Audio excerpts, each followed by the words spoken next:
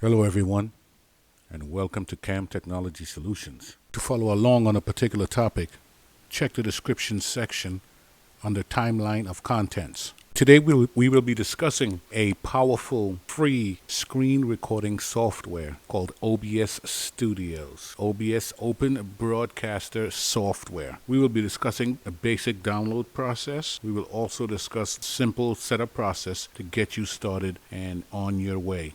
At the conclusion of this tutorial, you will be able to download, install, and set up your environment and begin your screen recording activities. So let's get into it. For the purposes of this tutorial, we will be demonstrating our processes using the Windows 10 operating system. Let's begin our download and install process. Let's access our website, obsproject.com, and we are going to be using our Windows today. Of course, they have the same release for your Mac and your Linux platforms. So we're going to be downloading our Windows version. So once it's downloaded, go ahead and you open and you run as administrator. Once it's completed, you should have this. There may be some instances where your display may get a blank or a black screen upon opening the OBS Studio. By your start menu, type in Display Graphics Settings. It's going to be blank and you want to have a classic app. Browse